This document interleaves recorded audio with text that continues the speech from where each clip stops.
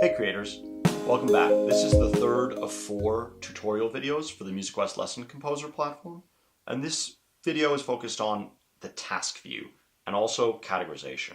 So last time I was making a lesson from scratch and I was more focused on the musical decisions and sort of the musical content of the lesson.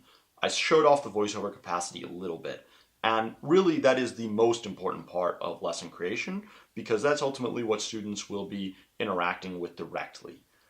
That said, this task view and the categorization and the thinking about the additional content is an important part of the process as well. So you can see I've got a name here, different type of keys. I can edit that, of course. I'm happy with it how it is. This save button is currently grayed out, which means that everything is up to date. Everything is saved. But as I make additional edits, you'll see that go green to ensure that progress isn't lost. I've actually given my first task here a name to remind me a little bit about what I'm doing in this lesson. And in this case, this lesson is focused on the different types of key instruments, and I'm basically switching a single melody back and forth between a couple different keyed instruments before adding all of them to the same song. So you can see that I've already recorded a voiceover for this first task, which is what that green yes means. I have a red no down here to remind me that I still have a few further tasks to record voiceovers for. I have my transition set on manual. Manual means that the student is going to hit the next button when they complete all of the suggestion notes. So it's more of a self-paced versus auto, which would then automatically move the student from the first task to the second task after they complete the instructor's suggestion notes. Another thing that's happening here is I've got a subtitle where I've actually written in the script of my lesson. So when you make lessons, you're going to start by actually building a script and thinking about the learning objectives. That script is then going to be recorded as the narrative and added here. Ultimately, this is going to give a lot of more accessibility to and increase the reading to be able to have these closed captions. It's also how we're going to be able to translate lessons. So I've got subtitles and titles for my tasks for the first 2. I haven't yet filled out the rest. I know that I've got that to do.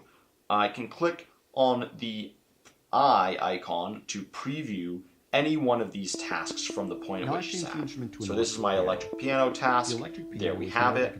If I instead go down to task 5, I want to remember where I was at, and I hit that preview, I'll see my full song with all 4 keys here. I can also alternatively hit the edit button. So if I hit the edit button on task 5, then I'm into the creator-teacher interface where, let's say that song actually didn't sound quite like I wanted it to, I can switch these notes up. If I go back, it's going to ask me if I want to save. If I hit no thanks, like any document, it will revert to its old state. If I hit save, then it will just bring up this little dialogue here. I can just hit OK, and I'll be back to the task view in a snap. Or maybe not in a snap. Sometimes it takes longer. That's how it works. So back here on the task view, again, save is grayed out because everything is updated. If task 3, I think, is, what is task 3? It's not electric piano, it's xylophone. I can add that in. You'll see it there, lovely. Now our save button is green. Go back and hit that just to make sure we're all updated, and it's pretty much that simple. Of course, you can also delete tasks, although you probably won't be doing it that often. The last thing to see here on this page is the categorization functionality. So we have a lesson title which we can edit. We also have a 1-sentence lesson summary, which is where you basically tell other teachers and also students what this lesson is about, what the intended objective is. So for me, my lesson here is learn about the different types of instruments, of keyed instruments,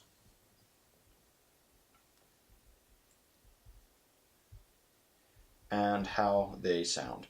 Pretty simple objective, and pretty simple lesson summary. That's all you need. The other component is the tags. So I'm going to put in keys, maybe, and if I just hit add, then it'll go in there. Keyboard, electric, piano, pretty sure, oh yeah, xylophone, and then I've got an accordion in there. That's my other one for this lesson. And I may also add a few musical concepts. So let's say loud and soft, because some of these instruments sound louder than with the same melody. Some of them play the melody much more loudly, and some of them are more soft. I haven't really built this out, so I'm not sure what other concepts might be included. But I would add melody in there because it does have a focus on that sort of leading voice. And that'll do it for now. This is just a draft. So I can hit cancel. That will lose my progress. If I hit save changes, then that'll actually lock it in. You'll see them pop over there on the side.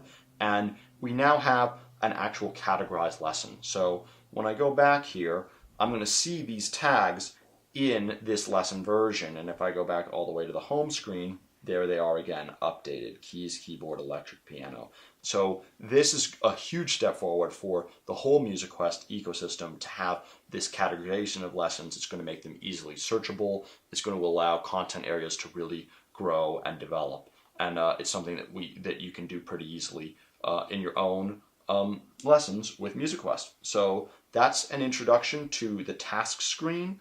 You're going to be spending a lot of time here, and it's pretty straightforward. It's probably the second most important thing to the musical decisions you're making in the edit mode.